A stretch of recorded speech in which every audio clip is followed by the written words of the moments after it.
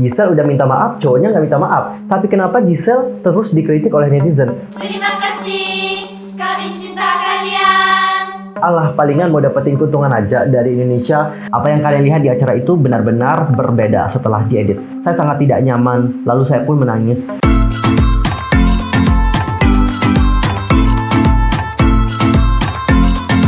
Annyeonghaseyo, cekidul, Yusul Kim Inida, welcome back to my YouTube channel. Nah, gimana sih kabarnya hari ini? Baik-baik aja dong ya. Dan mungkin semua yang lagi dalam kondisi enggak baik-baik aja, keep fighting guys, don't give up. Well, cinggu, untuk hari ini kita akan membahas update berita seputar dunia perkepopan yang pastinya sangat sayang banget untuk dilewatkan. Nah, supaya kalian tidak ketinggalan update berita terbarunya, yuk buruan subscribe channel aku, bunyi loncengnya, serta jangan lupa juga buat like, comment, and share kepada teman-teman yang lain. Dan berikut adalah informasi selengkapnya. Oke cinggu, untuk topik pertama kita akan mulai dulu membahas tentang Giselle yang kembali lagi dihujat. Kalian tahu nggak bahwa Giselle dan suami itu telah melakukan dance yang udah tahu apa itu? So-So Challenge. Nah, So-So ini merupakan lagu terbaru dari Somi. Udah dengerin belum? Kalau belum dengerin wajib banget karena lagunya oke parah guys. Nah, dalam video tersebut kita melihat bahwa interaksi antara Giselle dan juga Somi sangat cute banget. Cute banget deh pokoknya. Dan di sana banyak banget yang berkomentar, "Waduh, Somi kayak social butterfly banget ya. Dia tuh ngajakin semua orang untuk berkolaborasi bersama. Sekarang Giselle, entar siapa lagi ya?" Intinya banyak deh gitu yang seneng dengan kolaborasi mereka. Tapi cinggu, banyak juga yang memberikan hate comment. Hate commentnya bukan kepada Somi, tetapi kepada Giselle. Kira-kira kenapa ya Giselle mendapatkan hujatan? Hal itu dikarenakan di saat Giselle mengatakan kata yang cukup rasial. Buat yang mau tahu kronologinya kayak gimana, jadi pada saat itu telah diunggah video aespa behind the scene untuk pemotretan yang savage. Jadi di video tersebut mereka ini kayak mendengarkan sebuah lagu. Lagunya adalah Love Gallery dari SZA. Jadi pas saat itu mereka juga kayak apa ya, menyanyikan lagu itu, dan secara tidak langsung di sana Giselle kayak mengucapkan kata itu nih guys, sambil mencondongkan badannya ke depan. Nah cenggu, setelah itu barulah permasalahan ini dibagikan di komunitas online dan juga di berbagai platform sosial media lainnya, dan di sana sudah banyak banget yang mengkritik Giselle. Dan pada akhirnya dikarenakan Giselle juga terus mendapatkan kritikan, Giselle ini mengeluarkan permintaan maafnya secara pribadi di Twitternya aespa. Dan langsung aja aku bacain bagaimana permintaan maaf dari Giselle.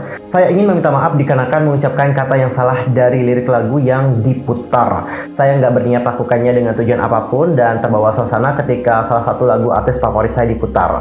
Saya dengan tulus meminta maaf, saya akan terus belajar dan lebih sadar akan tindakan saya."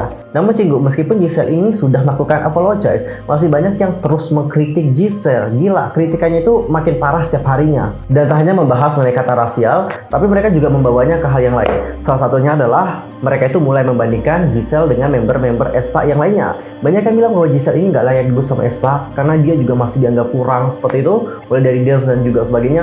Dan bahkan ada juga yang membawanya ke hal-hal yang bersifat pribadi. Intinya kayak makin parah banget deh.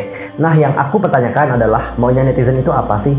Tapi tolong dicatat ya, ini tuh bukan netizen Korea loh guys yang kritik Giselle. Yang kritik Giselle itu kebanyakan adalah netizen internasional. Kalau netizen Korea, justru netizen Korea ini ngebela Giselle, tapi berbeda dengan netizen internasional yang terus mengkritik Giselle. Aneh ya kan? Tumben kali ini ada netizen internasional yang seperti ini. Padahal waktu dulu ya, yang kebanyakan pasti yang ngekritik idolnya kalau melakukan kesalahan itu pasti netizen Korea. Tapi itu sekarang nggak guys, kebanyakan adalah netizen internasional. Itu nggak tahu juga kenapa. Yang aku ingin tanyakan sama kalian adalah, maunya kalian tuh apa sih sama Giselle? Giselle kan udah minta maaf, terus kalian tuh melakukan apa? Muter balik waktu supaya Giselle nggak mengucapkan kata itu? Kan nggak bisa. Makanya Giselle itu melakukan permintaan maaf guys. Padahal ya cinggu, Giselle ini bukan satu-satunya idol K-pop yang terkena kasus rasial. Masih ada juga idol-idol K-pop yang lain yang mendapatkan hal yang serupa, tapi mereka diperlakukan tidak separah Giselle. Terus kenapa orang-orang memperlakukan Giselle dengan sangat parah banget? Hal itu dikarenakan Giselle ini perempuan, dan juga dia itu berasal dari grup yang sangat populer, dan mereka juga lagi naik daun sekarang. Itu guys alasannya. Nah, hal inilah yang dinamakan dengan double standar atau standar ganda. Terus apa itu standar ganda? Jadi standar ganda ini merupakan sebuah keadaan di mana kita memberikan penilaian, reaksi, perilaku, atau sikap yang berbeda kepada suatu kelompok tertentu pada sebuah kasus yang serupa. Contoh standar ganda itu dapat kita lihat di kasusnya Giselle. Giselle loh guys, udah minta maaf. Di sisi lain, ada idol pria. Idol pria ini juga mengucapkan kata yang serupa. Dan dia menurut aku nggak pernah speak up tentang masalah itu. Jujur, aku nggak pernah mendapatkan kabar bahwa dia ini telah meminta maaf atas kata yang telah dia ungkapkan. Aku nggak mau sebutin nama idolnya siapa, ntar aku lagi yang kena kritik sama fansnya, nggak mau dong ya. Intinya adalah dia mengucapkan hal tersebut nih guys, tapi nggak ada yang peduli sama dia, don't care gitu loh. Orang-orang pada saat itu justru bilang, alah itu mah cuma salah aja pendengar lu gitu. Alah dia itu mungkin salah ngomong aja waktu itu, salah sebut aja gitu. Lah gimana dengan Giselle ya bang? Terus bedanya Giselle sama idol cowok itu apa? Giselle mengucapkan kata yang sama, cowoknya juga ngucapin kata yang sama. Giselle udah minta maaf, cowoknya nggak minta maaf. Tapi kenapa Giselle terus dikritik oleh netizen? Aneh juga ya kan? Dari kasus ini kita dapat melihat standar ganda yang benar-benar kayak miris banget. Dan kalian tahu yang ngekritik Giselle itu kebanyakan adalah cewek. Aku mau nanya deh sama yang cewek ya. Apakah memang nggak ada ya cewek yang ngebela cewek? Drop your comment di kolom komentar. Aku pengen tahu tentang hal tersebut. Dan cikgu, sekarang kita akan masuk ke topik yang kedua. Kita akan membahas mengenai Tribe yang dinilai pansos sama netizen Indonesia. Kenapa Tribe ini dinilai pansos nih sama netizen Indonesia? Apa yang terjadi? Nah, buat kalian yang baru keluar dari Goa dan nggak tahu siapa itu Tribe, aku akan jelasin. Nah, Tribe ini itu adalah grup wanita beranggotakan 7 orang member. Dan mereka itu debut di bawah Universal Music Group Korea. Nama membernya antara lain Songsun, Jinha, Kelly, Hyunbin, Jia, Soeun, dan Mire. Mereka debut dengan rilisan Daloka, 2 lagu mereka yang menampilkan single utama yang menarik dan juga bergenre jumping, yaitu Dum Dum Ta, dan juga B-side-nya adalah Loka.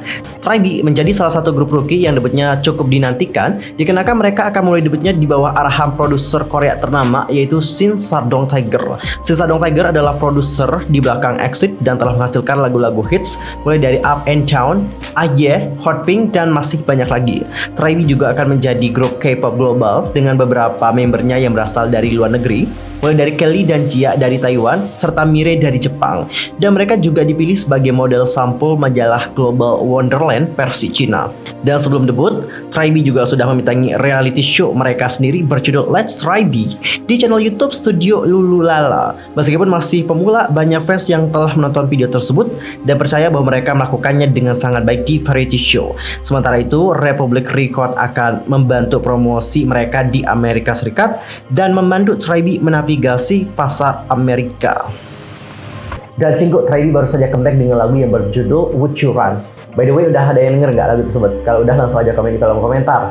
Nah cinggu, kalian kan udah kenal nih dengan siapa Tribe gitu ya. Tribe ini diproduksi langsung oleh Shin Sadong Tiger yang sangat terkenal di Korea. Dan lagu mereka, aku akuin, lagu-lagu mereka emang kece parah dan juga membernya sangat bertalenta, bervisual. Intinya top parah deh Tribe, aku suka banget. Terutama lagu mereka yang Dum Dum Dum Dum Dum Ta. Nah, baru-baru ini mereka itu kayak menyapa para penggemar Indonesia melalui K-pop chart. Jadi K-pop chart ini merupakan salah satu portal berita K-pop yang punya banyak sekali pengikut kayak gitu. Dan memang banyak juga artis Korea yang melakukan promosi melalui K-pop chart. Salah satunya adalah yang Tribe ini. Mereka juga berpromosi di Indonesia melalui K-pop chart. Promosinya adalah dengan menyapa penggemar yang ada di Indonesia kayak gitu. Ini adalah videonya. Dapat kalian saksikan ya. Halo teman-teman K-pop chart Indonesia. We are Tribe. Our first movie of the music edition is out now. You can check it out on all streaming platforms and don't forget to add it to your playlist. Terima kasih. Kami cinta kalian. Nah cinggu, video dari Tribe itu sudah di-share sama K-pop chatnya ke portal berita mereka. Dan kalian tahu nggak? Di kolom komentarnya banyak sekali yang menyebutkan bahwa Tribe ini mencoba pansos ke Indonesia. Banyak yang bilang bahwa alah palingan cuman pansos doang ke Indonesia, alah palingan mau dapetin keuntungan aja dari Indonesia. Kalau kita terkenal di Indonesia pasti banyak duit kan ya. Seperti itulah komen-komen dari netizen Indonesia terhadap Tribe. Aku sih dapat maklum ya kenapa banyak netizen Indonesia yang berkomentar seperti itu. Karena gini guys, kalian itu nggak usah tutup mata ya. Emang banyak gitu orang-orang dari luar yang mencoba untuk mengambil keuntungan dari Indonesia. Bagaimana mereka mengambil keuntungan dari Indonesia? Kayak gini guys. Mereka itu cukup menambahkan embel-embel Indonesia di judul video mereka ataupun di setiap konten mereka. Habis itu mereka cuma tinggal makan mungkin makanan Indonesia, berbicara bahasa Indonesia. Itu udah banyak banget loh mengundang ketertarikan orang Indonesia untuk nonton videonya. Nah, hal inilah yang dinamakan dengan overproud. Kita kemarin sudah melihat ada beberapa kasus dari YouTuber yang ternyata seperti ini, seperti itu. Dan ini yang ngebuat beberapa orang Indonesia menjadi parno alias trauma. Kalau netizen Indonesia ini cuma dimanfaatin doang untuk diambil keuntungan sebanyak-banyaknya dari hal tersebut. Jadi cinggu nggak heran kalau ada YouTuber Korea, TikToker Korea, grup Korea juga yang melakukan promosi di Indonesia, mencoba tren-tren dari Indonesia, dan mencoba makanan Indonesia dan sebagainya. Mereka itu pasti dibilang pansos ke Indonesia. kayak gitu guys. Tapi Cinggu enggak semuanya pansos ke Indonesia. Khususnya untuk Tribe ini jauh sekali dari kata yang pansos. Kenapa? Yang pertama adalah mereka itu berglobal, oke? Promosinya itu enggak cuma di Korea saja, tapi promosi mereka adalah di seluruh dunia. Hal ini dikarenakan K-pop juga mendunia. Jadi mereka itu tentu ingin menjangkau seluruh dunia sehingga mereka ini dapat menjadi grup yang sukses. Grup mana sih yang nggak mau sukses di seluruh dunia? Pasti mereka pengen sukses guys. Dengan besarnya nama mereka di seluruh dunia yang ada, itu akan memberikan keuntungan yang sebesar-besarnya untuk mereka suatu saat nanti. Dan memang bukan hanya grup Korea saja yang menginginkan hal tersebut, tapi artis-artis luar juga pengen menjadi orang yang besar dan juga dikenal di seluruh dunia. Dan kalian juga perlu tahu bahwa mereka akan berpromosi di Amerika di bawah naungan Republic Record. Di Indonesia khususnya, popularitas dari K-popers sangat banyak, benar nggak? K-popers loh guys, banyak banget. Jadi heran kalau banyak yang berpromosi di Indonesia, supaya nama mereka juga dapat besar di Indonesia. Konteks pansos dengan memanfaatkan keoverfloatan dari orang Indonesia sangatlah jauh dengan konsep grup K-pop. Mereka memperlihatkan karya mereka bukan tentang pujian palsu kepada orang Indonesia. Mereka ini ibaratnya melakukan iklan guys untuk menarik konsumen. Kalau tertarik silahkan ikuti, namun kalau tidak bisa di skip. Sesimpel itu sebenarnya tanpa harus memberikan komentar-komentar pansos kepada mereka. Dan Cinggu untuk Tribe sendiri dari debut mereka ini memang sudah mendapatkan beberapa hujatan seperti itu. Nggak cukup banyak sih, tapi ya lumayan lah hujatan mereka. Hujatan pertama yang mereka temui adalah dikarenakan mereka ini dianggap menggunakan konsep Illuminati, alias mereka itu dianggap telah bergabung dengan Illuminati. Dikarenakan simbol-simbol segitiga ini banyak yang menyebutkan bahwa mereka itu merupakan grup yang telah tergabung dengan ajaran Illuminati. Tapi seperti yang aku tahu guys ya, dan aku juga udah jelasin di video aku sebelumnya, Tribe yang menggunakan konsep segitiga itu memang sesuai dengan nama mereka, yaitu Tri. Oke? Tribe. Yang Tri ini diambil dari kata segitiga. Jadi memang gak ada unsur Illuminati gitu dalam musik video mereka. Tapi ya, tahulah ya, orang-orang zaman sekarang mikirnya kayak gimana, pikirannya sempit banget. Apa-apa dikaitkan dengan Illuminati. Aneh juga ya kan, apa-apa dikaitkan dengan pansos juga. Aneh banget nih. Nah kalau kalian sendiri gimana nih pendapatnya tentang Tribe? Apakah kalian itu emang pansos di Indonesia atau bagaimana? Langsung saja sampaikan undang kalian di kolom komentar dengan menggunakan bahasa yang sopan. Dan Cinggu untuk topik yang terakhir, sekarang kita akan membahas tentang Pu Yaning yang telah menjelaskan cerita detail dari kejadian sebenarnya di balik dia yang mengatakan "but you don't" kepada Eugene dari CLC. Jadi Cinggu baru-baru ini Pu Yaning itu melakukan secara langsung kayaknya, dan aku nggak tahu dia itu sama siapa. Tapi intinya orang itu menanyakan tentang bagaimana sih panggung pertama dari Pu Yaning. Lebih jelasnya ini adalah conversation mereka. Langsung aja aku bacain translate-nya kayak gimana. Jadi di sana Pu Yaning ditanyakan, apakah kamu masih terkesan dengan stage pertama? Mereka menunjukkannya di setiap episode. Bagaimana saya tidak terkesan? Sebenarnya suasana saat itu juga sangat bagus. Pertama-tama saya sangat menghormati CLC. Tapi memang begitu, para master ingin aku mengatakan sesuatu yang kejam. Eugene ini reaksinya juga sangat bagus saat itu. Apa yang kalian lihat di acara itu benar-benar berbeda setelah diedit. Trainee si grup menelpon saya setelah siaran dan mengirimi saya pesan, apakah kamu baik-baik saja? Jangan marah ya. Anda mungkin melihat bahwa saya tidak memiliki masalah dengan mentalitas saya. Sebenarnya, saya telah menahan diri dan tidak menangis. Kemudian saya telepon ortu saya dan berkata, saya sangat tidak nyaman. Lalu saya pun menangis. Mereka memujuk saya dan juga mengatakan, tidak apa-apa. Tidak ada yang tahu seperti apa sebenarnya. Saya tidak ingin mempengaruhi diri saya sendiri. Karena hal-hal ini, aku suka panggung. Saya harap saya adalah diri saya yang utuh. Saya tidak ingin orang lain menghancurkan saya. Sekarang, sebenarnya orang yang mencintaiku semakin bertambah, jadi aku baru berani membaca komen untuk sekarang ini.